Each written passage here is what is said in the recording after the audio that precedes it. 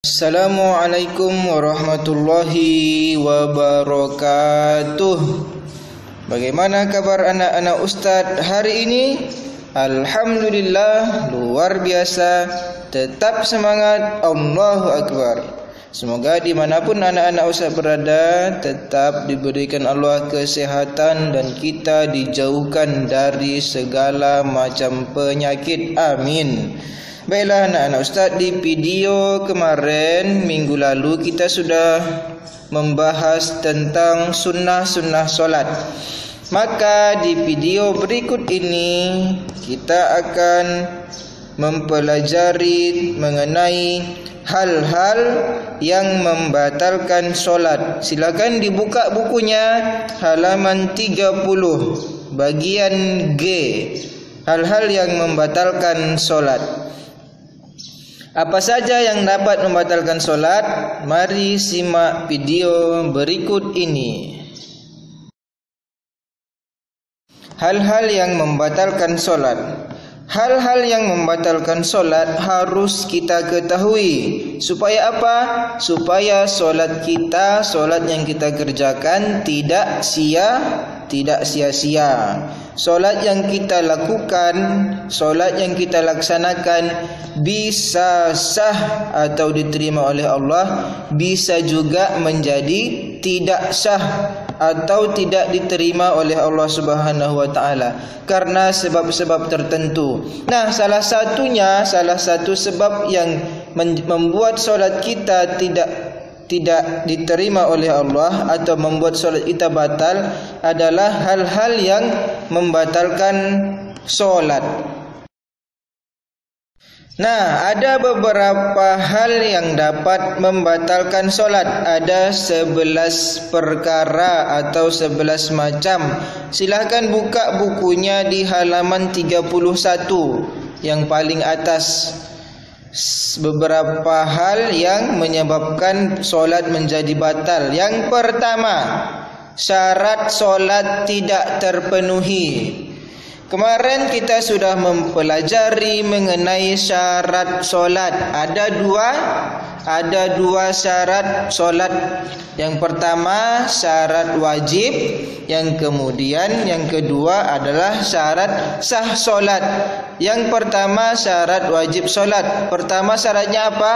Beragama Islam. Jadi kalau ada orang yang solat tapi tidak beragama Islam, maka solatnya tersebut menjadi batal atau tidak sah. Kemudian telah dewasa. Kemudian syarat yang ketiga berakal sehat. Kalau ada orang gila atau orang tidak sehat akal, yang biasa kita sebut dengan orang gila, solat, maka dia solatnya tidak sah atau tidak diterima. Makanya orang gila itu tidak diwajibkan untuk solat. Kemudian syarat yang kedua adalah syarat sah solat. Pertama, suci dari hadas. Ketika antum buang angin, maka solatnya tidak sah atau menjadi batal. Suci badan, pakaian, kemudian menutup aurat, kemudian menghadap kiblat. Jadi jika ada orang solat tidak menghadap kiblat, solatnya tidak sah kecuali dalam hal-hal tertentu. Misalnya jika di laut, di udara dan sebagainya. Kemudian sudah masuk waktu solat, belum azan solat zuhur tapi dia sudah solat zuhur, maka solatnya tidak sah. Kemudian sudah mengetahui tata cara solat. Jika ada orang mau solat tapi belum tahu cara solat, nah bagaimana solatnya? Solatnya menjadi rusak atau tidak sah atau batal. Kemudian itu yang pertama. Yang pertama syarat solat tidak terpenuhi. Yang kedua, hal-hal yang membatalkan solat adalah rukun solat tidak terpenuhi. Ada berapa rukun solat kemarin yang sudah kita bahas? Ada 13 perkara. Silakan buka lagi halaman 29. Ada 13 perkara, baik itu niat, berdiri bagi yang mampu, takbiratul ihram, membaca surah Fatihah, ruku, i'tidal, sujud, duduk di antara dua sujud, duduk tasyahud akhir, membaca doa tasyahud akhir, membaca salawat Nabi, membaca kita salam yang pertama dan tertib. Jika ada orang solat tapi tidak baca Fatihah, maka solatnya menjadi batal atau tidak sah. Ada orang solat tapi tidak rukuk, maka solatnya tidak sah, solat fardu.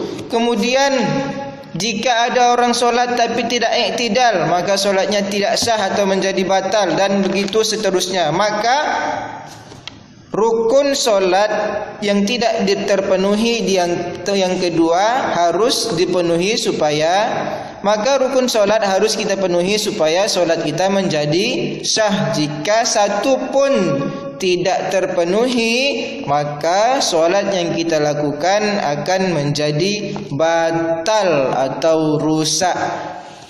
Yang ketiga adalah makan dan minum walaupun sedikit. Ketika kita sedang solat nih, ada makanan samping kita solat, kita ambil makannya, kita makan, maka solatnya menjadi batal. Minum pun begitu. Ada air minum di dalam cangkir, kita waktu solat kita ambil minum sedikit aja, walaupun sedikit, maka solatnya menjadi batal, kecuali air liur. Nah, adapun hal-hal yang membatalkan solat yang keempat adalah tertawa terbahak-bahak. Kalau sedikit, senyum sedikit, begitu. Contohnya kita ada solat nih, kemudian datang kucing melucu dia dekat kita solat, terus dia senyum sedikit, maka solatnya masih sah. Tapi kalau solatnya sudah tertawa terbahak-bahak, maka solatnya menjadi batal dan harus diulang kembali. Yang kelima, bercakap-cakap walaupun hanya satu kata. Bagaimana contoh satu kata? Contoh misal ketika kita sedang solat, maka ada yang manggil kita. Contohnya nih, Ananda Zuhri, contohnya kita sedang solat, datang bundanya, Zuhri, iya bun. Maka satu kata itulah yang membuat solat kita menjadi batal. Walaupun satu kata, maka tidak boleh berbicara atau bercakap-cakap.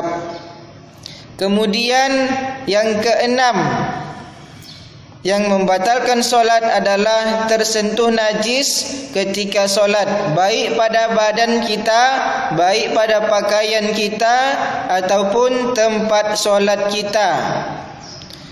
Misalnya kita sedang solat, datang kucing, pipis dia di kaki kita, maka solat kita ulang lagi karena solatnya menjadi batal.